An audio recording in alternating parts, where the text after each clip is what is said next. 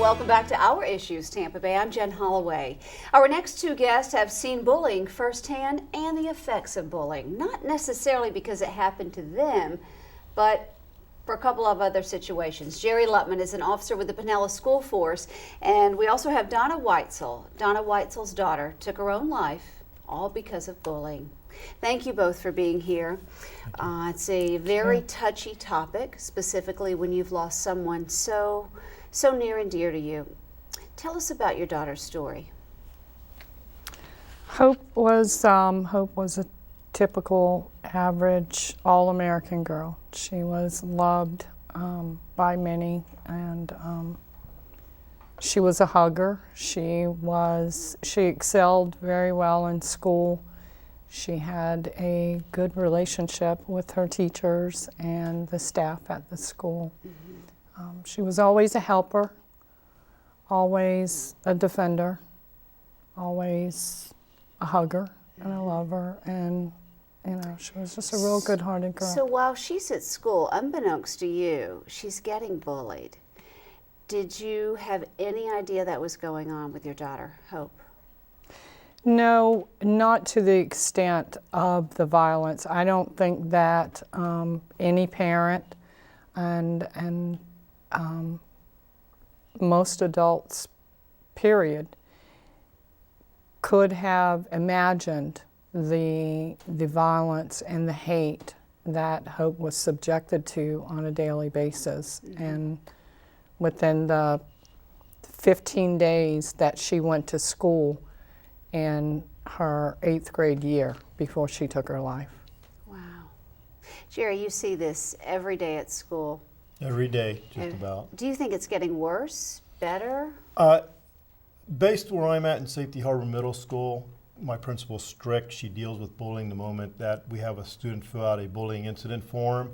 At my particular school and through the county, dealing with Joan Rubens of the Bullying Prevention Office, programs are put on. We see a lot of it starting now to taper off. However, social media still continues to be the biggest problem. And how do you watch social media? Do you just hear about what happens from the other kids, or do you physically kind of look through what they're doing online? A lot of times the students will actually come to me. Yeah. Today, in particular, I had a student bring in a fight video that happened in the restroom involving bullying, reviewed it, showed the principal.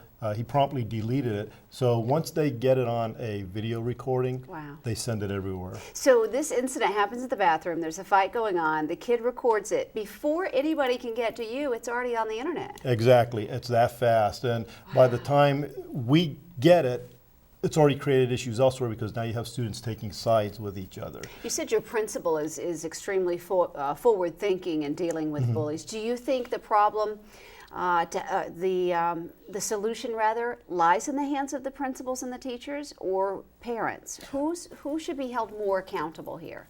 Mostly, in my opinion, I would say the parents have to know what their children are doing, where their children are going, who they're hanging out with, what they're doing on the computer especially. Right. And that's a full-time job in itself to keep up with a teenager online. We have over 1,400 students, and I can't sit online looking at everybody's Facebook page. So a lot of things that come to me are after they've already been on there. But if parents would either get a ghost program to see what their child's doing, or even as simple as knowing a password, and just go online and see what their children are posting, they'd probably be in for a big eye-opening experience. Is that something you wish that you had done a little more of? Actually, my daughter did not have access to a computer at the time. So all of this was face-to-face at school? Yes. Wow. Yes, the majority of it was. Some of it had started. It had actually started with a nude photo of Hope. That was text to a boy. And some of it had started at the end of the school year, but during the summer, and she had not received her phone back. And there were, I had Hope's passwords, and there were issues that were addressed at home, and guidelines that were put down. But, it's easy to say, that you can see a lot of things. You can see a lot of things. I believe that it starts with the attitude of the child in the very beginning, because if they have the intent to do something to harm another child, they're going to do it via social media, via face-to-face, or hidden. So what is a mother who's lost your daughter to bullying? What would you want to say to somebody who may just about be ready to text something mean to somebody? What would you want them to think before they're a bully?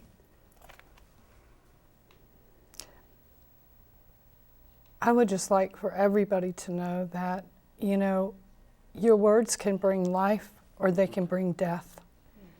And no, it's not the responsibility of the principal, it's not the responsibility of the parents. It's the responsibility of the individual to choose to speak life, not death. Okay.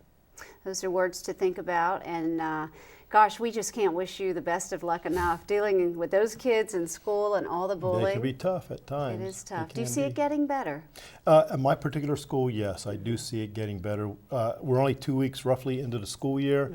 I've only had one child come to me with the Instagram video of the fight in the bathroom. Wow. But we'll have to see how the year goes. How important are events like the one coming up on the 26th, the big rally at the Coliseum? How important is that for our community? They're very important. They make the community aware of what's going on. Parents can show up, they can find out, they can ask questions, how to stop it, how to prevent it, what to know what their child's doing. So they're very beneficial to the community as a whole.